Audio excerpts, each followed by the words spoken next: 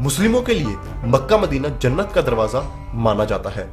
हर मुस्लिम अपने जीवन में कम से कम एक बार वहां जाने की ख्वाहिश रखता है।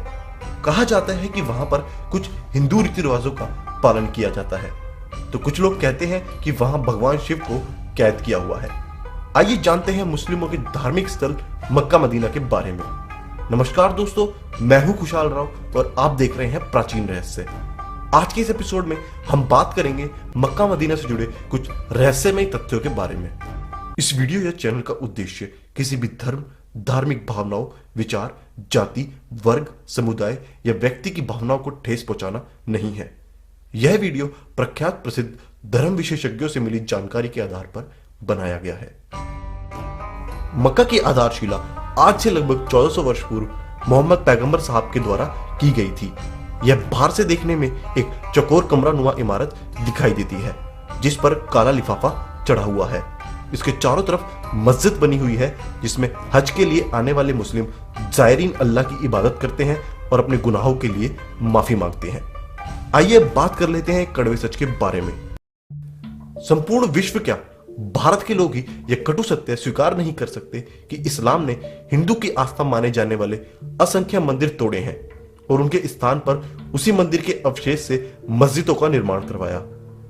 इस्लामिक विध्वंसक गतिविधियां इतनी प्रचंडता के साथ की जाती थी कि तक्षशिला विश्वविद्यालय और सोमनाथ मंदिर विध्वंस किए गए। इस्लाम नीति इस आधार पर रखी गई कि दूसरों के धर्म का अनादर करो और उनको नेस्तनाबूद और पवित्र स्थलों को खंडित कर वहां मस्जिद और मकबरे का निर्माण किया जाए। इस काम में बाधा डालने वाले जो लोग भी सामने आए, उन लोगों को मौत के घाट उतार दिया जाए, भले ही वे लोग मुस्लिमों को परेशान ना करते हों। मोहम्मद साहब और मुसलमानों के हमले से मक्का और मदीना के आसपास का पूरा इतिहास बदल दिया गया। इस्लाम एक तलवार पर बना धर्म था, है और रहेगा। इसका अंत भी उससे ही होगा। किंतु पीएनओके ने सिद्ध कर दिया है मकेश्वर शिवलिंग ही हजे अस्वद है। मुसलमानों के सबसे बड़े तीर्थ मक्का मकेश्वर महादेव का मंदिर था। वह काले पत्थर का विशाल शिवलिंग था जो खंडित अवस्था में अब भी वहां है। हज के समय संगे अस्वद, संग अर्थात पत्थर, अस्वद अर्थात अश्वेत यानी काला, कहकर मुसलमान उसे ही पूजते और चूमते हैं। द्वारिका शारदा पीठाधीश्वर शंकराचार्य स्वामी स्वरूपानंद सरस्वती का मानना है कि मक्का में मकेश्वर महादेव मंदिर है। मोहम्मद साहब भी शैव थे, इसलिए वे मकेश्वर महादेव को मानते थे।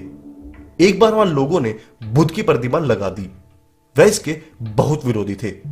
माना जाता है कि भारतीय मूल के लोग बहुत बड़ी संख्या में यमन में आबाद थे, जहां आज भी श्याम और हिंद नामक किले मौजूद हैं।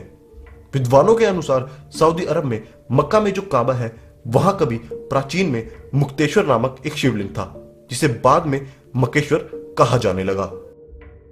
मक्का के गेट पर साफ साफ लिखा था कि काफिरों का अंदर जाना गैर कानूनी है। कहा जा रहा है अब इस बोर्ड को उतार दिया गया है और लिख दिया गया है नॉन मुस्लिम का अंदर जाना मना है। इसका मतलब है कि ईसाई, जैनी या बौद्ध धर्म को मानने वाले भी इसके अंदर प्रवेश नहीं कर सकते। मुसलमान के पैगंबर मोहम्मद एक ऐसे विध्वंसक गिरोह का नेतृत्व करते थे जो धन और वासना के पुजारी थे। मोहम्मद ने मदीना से मक्का के शांति प्रिय मूर्ति पूजकों पर हमला किया और जबरदस्त नरसंहार किया। मक्का का मदीना से अपना अलग अस्तित्व था, किंतु मोहम्मद साहब के हमले के बाद मक्का मदीना को एक साथ जोड़कर देखा जाने लगा, जबकि मक्का के लोग जो कि शिव के उपासक माने जाते हैं। मोहम्मद की टोली ने मक्का में स्थापित कर वहां पे स्थापित की हुई 360 में से 359 मूर्तियां नष्ट कर दी और सिर्फ काला पत्थर सुरक्षित रखा, जिसको आज भी मुसलमानों द्वारा पूजा जाता है। उसके अलावा अल उज्जा, अल्लात और मनात नाम की 3 देवियों के मंदिरों को नष्ट करने का आदेश भी मोहम्मद ने दिया और आज उन मंदिरों का नामो निशान नहीं है। हिश्म इब्र अल कल्बी, पेज नंबर 2526।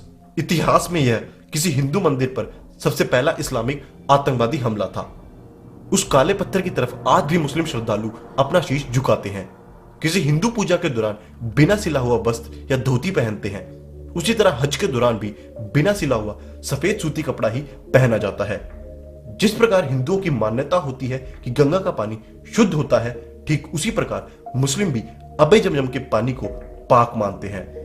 जिस तरह हिंदू गंगा स्नान के बाद उसके पानी को भरकर अपने घर लाते हैं, ठीक उसी प्रकार मुस्लिम भी मक्का के अबे जमजम का पानी भरकर अपने घर ले जाते हैं।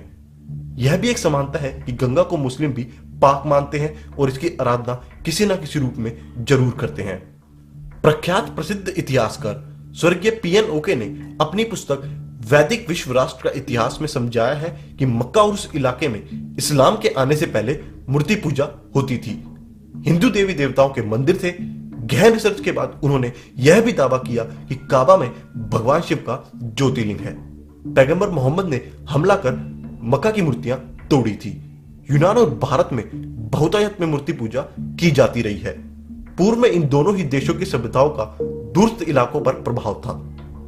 ऐसे में दोनों ही इलाकों के कुछ विद्वान काबा में मूर्ति पूजा होने का तर्क देते हैं।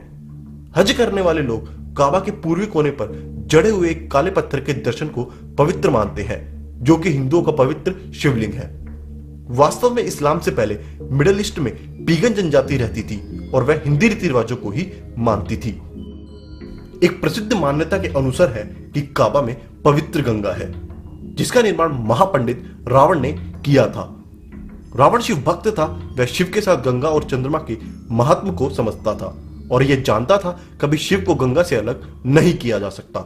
जहां भी शिव होंगे पवित्र गंगा की अवसाधारणा निश्चित ही मौजूद होती है। काबा के पास भी एक पवित्र झरना पाया जाता है। इसका पानी भी पवित्र माना जाता है। इस्लामिक काल से पहले भी इसे पवित्र आबे जमजम ही माना जाता था। रावण की तपस्या से प्रसन्न होकर भगवान शिव ने रावण को एक शिवलिंग प्रदान किया, जिसे लंका में स्थापित करने को कहा। बाद में जब रावण आकाश मार्ग से लंका की ओर जाता है, परंतु रास्ते में कुछ ऐसे हालात बनते हैं कि रावण को शिवलिंग धरती पर रखना पड़ता है। वह दोबारा शिवलिंग को उठाने का भरपूर प्रयास करता है, परंतु खूब प्रयत्न करने के बाद भी शिवलिंग उस स्थान से नहीं हिलता। वेंकटेश पंडित के अनुसार यह स्थान वर्तमान में सऊदी अरब के मक्का नाम स्थान पर स्थित है। सऊदी अरब के पास ही यमन नामक राज्य भी है, जहां श्री कृष्ण ने काल्यावन नामक राक्षस का विनाश किया था, जिसका जिक्र श्रीमद् भगवत पुराण में भी आता है। दोस्तों, मैं एक बार फिर बताना चाहूंगा, वीडियो में दी गई जानकारी प्रसिद्ध इतिहासकारों और धर्म विशेषज्ञों से ली गई है। इस संदर्भ में हो सकता है आपके विचार कुछ और हो, जो आप हमें नीचे कमेंट्स में बता सकते हैं। आज के इस एपिसोड में बस इतना ही। वीडियो पसंद आए तो इसे लाइक जरूर करें, साथ ही इसे अपने दोस्तों के साथ व्हाट्सएप और फेसबुक पर शेयर करना ना भूलें। आपसे हमारा कोई वीडियो मिस ना हो, इसके लिए हमारा ये चैनल प्राचीन रहस्य सब्सक्राइब कर लें। फिर मुलाकात होगी ऐसे ही किसी टॉपिक के साथ। नमस्कार।